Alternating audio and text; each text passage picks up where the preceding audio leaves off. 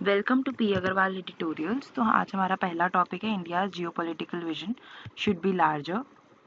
तो इसमें हम क्या देखते हैं कि जो इंडिया है वो ओवरऑल रीजनल कॉन्फ्लिक्ट्स में या फिर रीजनली लोगों को हेल्प करने में या ग्लोबली कंट्रीब्यूशन में कोई अच्छे काम के लिए तो श्योरली हेल्प कर रहा है, बट लेकिन ग्लोबल कॉन्फ्लिक्ट्स में इतना ज़्यादा अपना रोल प्ले नहीं कर रहा है।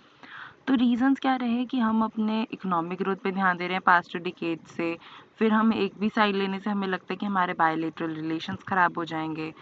तो अब एक मेजर इकोनॉमी और डेमोक्रेसी होने के कारण इंडिया को अपना एक ग्लोबल एक्सपेक्टेड लीडरशिप दिखानी चाहिए। जैसे इंडिया का स्टैंस यूक्रेन वॉर में क्या रहा कि उसने बाकी डेवलपिंग नेशंस को तो इन्फ्लुएंस किया, पर लेकिन और उनके ये डिप्लोमेटिक एफर्ट्स प्रेज भी करे गए, पर लेकिन अभी भी खुद का स्टैंस इतना प्रॉपर नहीं लिया। Global reset and emerging power, तो अगर इंडिया हमें पैसिव ही रहेगा तो फिर सऊदी अरेबिया, कतर, तुर्की, इन सब देशों को डोमिनेट करने का मौका मिलेगा जियोपॉलिटिकल मीडिएशन में। फिर यूएस की जो फॉरेन पॉलिसी है वो भी काफ़ी शिफ्ट हो रही है, काफ़ी न्यू जियोपॉलिटिकल चैलेंजेस आ रहे हैं, तो इसलिए इंडिया को अपने एक्सटर्नल अलाइज स्ट्रेंथन करने की ज़रूरत है। फिर चाइना का ग्रोइंग इन्फ्लुएंस, यूएस और चाइना की नेगोशिएशंस, ये भी इंडिया के इंटरेस्ट को ख़राब कर सकती हैं। तो हमें रीजनल और स्ट्रैटेजिक शिफ्ट्स की ज़रूरत है। हमें अपना इन्हांस करना चाहिए रोल रीजनल ग्रुपिंग्स में, जैसे कि Shanghai cooperation organisation, Europe, East Asia, Central Asia पे फोकस करना चाहिए। इकोनॉमिक रिफॉर्म्स और ट्रेड एग्रीमेंट्स ज़्यादा से ज़्यादा ग्लोबल लेवल पे करने चाहिए, और ग्लोबल लेवल्स की पावर्स की वेट करने से अच्छा खुद इंटरेस्ट लेना चाहिए एक बड़े लेवल पे कुछ काम करने में, ग्लोबल कॉन्फ्लिक्ट्स को सॉर्ट आउट करने में। Lessons from history and future path, तो पहले भी इंडिया ने काफ़ी जगह पे रोल प्ले किया, जैसे कोरियन वॉर में, यूएनएससी ड्यूरिंग 2021-22।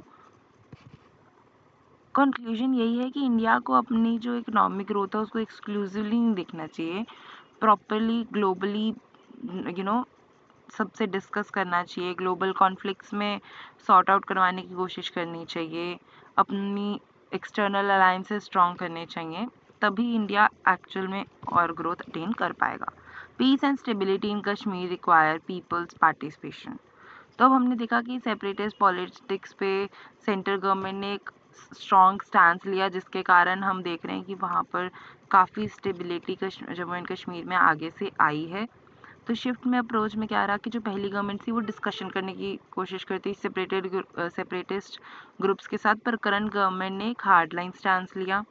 फिर आर्टिकल 370 को हटाया गया, फिर काफ़ी सेपरेटिस्ट ऑर्गेनाइजेशंस को बैन कर दिया गया, और कुछ एक लीडर्स वगैरह उनके जेल में या इनएक्टिव हैं।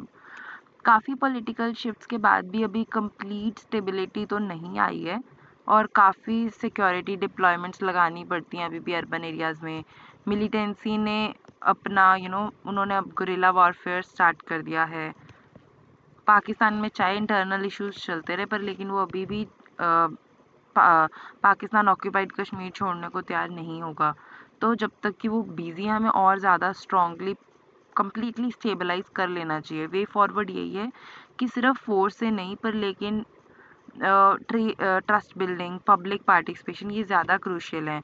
ये पॉलिसीज़ एक इंक्लूसिव और पीपल सेंट्रिक जब होंगी तो वो लॉन्ग टर्म स्टेबिलिटी ला पाएंगी। तो इंडियन गवर्नमेंट को फुलफिल करनी चाहिए अपनी commitment for restoring Jammu and Kashmir as a full fledged state soon. Thank you.